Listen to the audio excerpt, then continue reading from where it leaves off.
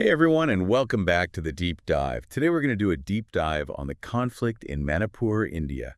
Now, I know you've probably seen the headlines, but we're really going to go beyond the surface today, looking at some really insightful research and even some firsthand accounts. So get ready to uncover the hidden complexities and maybe even challenge some of the oversimplified narratives you might have encountered. Yeah, it's amazing how often the language used to describe a conflict shapes how we understand it. Right. And we're going to unpack that today, especially when it comes to the diverse groups that are involved in this conflict. Exactly. And, we often hear about this conflict as this Meitei versus Kuki, or sometimes you even hear Meitei versus Kuki-Zo. But the sources we've got for you today, especially the work of Swanwani and Tonsing, really argue that this framing misses a lot of the important nuances. But first, let's clarify who the Meitei are for those who might not be familiar. Yeah, good point. The Meitei are the majority ethnic group in Manipur. They predominantly live in the Imphal Valley, and they have a really distinct culture and history. And this is important to understand because their relationship with the various hill tribes, who are often grouped under that umbrella term Kuki, is really at the heart of the conflict. And this is where the issue of terminology gets really, really interesting.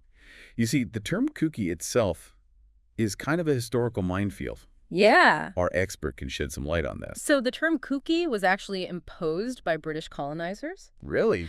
They used it as a convenient way to categorize the many different tribes in the region, but it was oversimplified. And unfortunately, it's a legacy that continues to have real-world consequences even today. So how does this play out in the current conflict? Well, imagine you're a member of, say, the Zuni tribe. You have your own language and your customs and history, but you're constantly being lumped in with this broader Kuki category, and it doesn't accurately represent your identity at all. This erasure of individual tribal identities really creates tension, and it can even lead to divisions between groups that might otherwise be allies. Wow.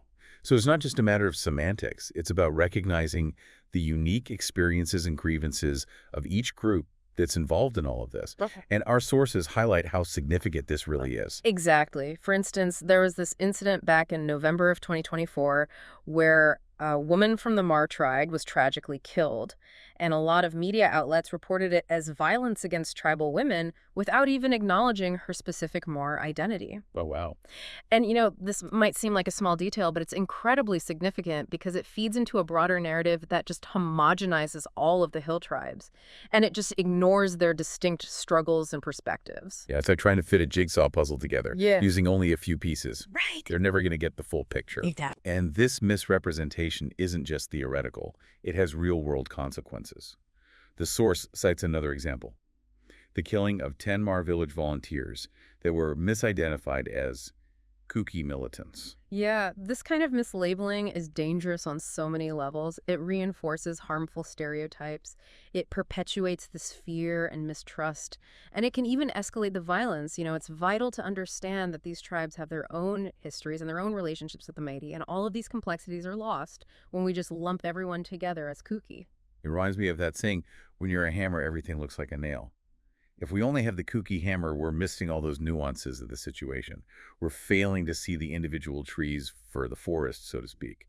But before we get too deep into that forest, let's step back and explore the historical tensions that are at play here. So what led to this conflict in the first place? Well, to understand that, we have to delve into the history of land and resources and political representation in Manipur. Oh, let's unpack this. Well, the roots of this conflict are really complex. And they go back centuries, really. There have been these long-standing tensions between the Meitei, who, like we said, live mostly in the Imphal Valley, and then all these various hill tribes that inhabit those surrounding areas. Right. And a lot of these tensions are tied to things like land ownership and access to resources and political representation. So it's not just about these ethnic differences. It's really about power dynamics and competition for all these essential resources. That's exactly right. Yeah. For example, the hill tribes have traditionally relied on forest resources for their livelihoods. Right. But as the Meitei population has grown and development has expanded, well, there have been all these encroachments on those traditional lands. And that's led to a lot of resentment and conflict. Yeah, I can see how that would cause problems. And then, of course, there's the question of political representation. You mean like who has a voice in the government Exactly. or how decisions are being made, right? Right.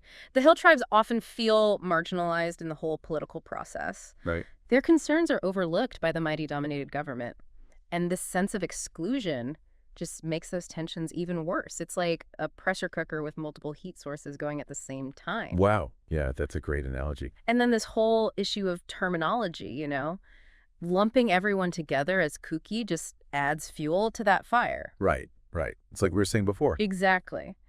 When we fail to acknowledge those distinct identities and grievances of each tribe, it becomes way too easy to just dismiss their concerns as just this monolithic, kooky problem. Yeah. And this not only perpetuates all these misunderstandings, but it really hinders our search for any meaningful solutions. So what can be done to kind of break this cycle of misrepresentation and all this conflict? Well, our source, Sunmoralian Tonsing, actually offers some pretty practical recommendations, Oh, that's right. especially for journalists who are covering this conflict. He included those tables. Yes, Could you remind us what those were about? of course.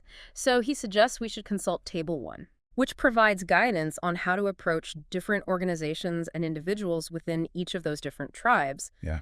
It's all about making sure that your sources are representative and that you're getting a balanced perspective from everybody. Mm-hmm. Then there's Table 2, which highlights common misrepresentations to avoid, like using kooky as a blanket term or just relying on sources that might be biased. Right. These tables sound like they would be really invaluable tools for anyone who's reporting on this conflict. Absolutely. But it goes beyond journalism, right? I mean, this idea of using mindful language and recognizing all these individual identities.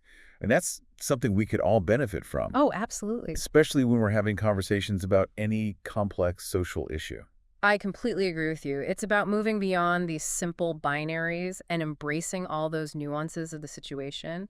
It's about listening to the voices of those who are actually most affected and understanding their perspectives. And speaking of voices, we haven't really even mentioned yet that the author himself, Swanmalian Tonsing, is actually a member of the Patizomi tribe. Mm-hmm. And he's personally experienced the impact of this conflict firsthand. That's right. And his firsthand perspective adds so much depth and weight to all of his arguments. It reminds us that we're not just talking about abstract concepts here. Yeah. These are real people with real lives who are dealing with very real struggles. Right. It's like this powerful reminder that language has consequences. Absolutely. The words we use, the stories we tell, it all has this power to shape our understanding of the world. And it can even influence our actions. Absolutely. So what can we as individuals do to make sure that we are using language responsibly That's a great question. and contributing to more nuanced and informed understanding of all these conflicts, like what's going on in Manipur? Yeah, that's a great question. And it's one that Tonsing's work compels all of us to grapple with. He offers some very specific recommendations for journalists, but I think his message has these much broader implications for all of us. I think so much of this comes down to like challenging our own assumptions, Yeah. and being willing to listen to voices that are often ignored.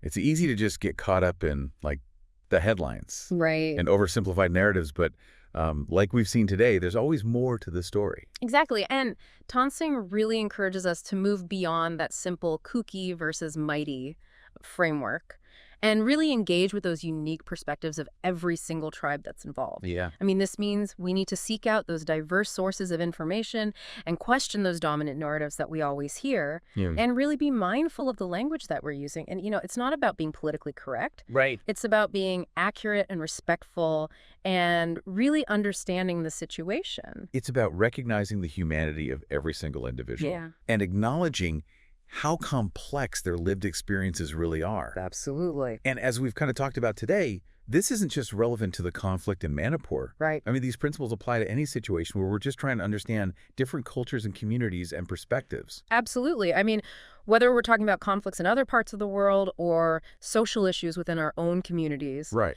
even just personal disagreements, I mean, the key is to approach every situation with empathy and curiosity and that willingness to just listen and learn. Yeah, absolutely. So to bring it all back to you, our listener, what does this all mean for you and your understanding of the world? I hope this whole deep dive has kind of encouraged you to maybe question your own assumptions and seek out different perspectives that you might not usually, and engage in conversations with this more nuanced and informed understanding. That's a great point. And remember, using inclusive language isn't just about avoiding offense. It's about promoting accuracy Hmm. and understanding and ultimately peace. It's recognizing that our words have power. And by Yeah. choosing them carefully, we can contribute to a more just and equitable world. That's a powerful thought to end on. Thank you for joining us on this deep dive into the Manipur conflict. We hope this has given you some valuable insights and inspired you to continue exploring these issues. Yes. Keep asking those questions, keep challenging those assumptions, and keep listening to the voices of those who are so often unheard. Until next time, keep diving.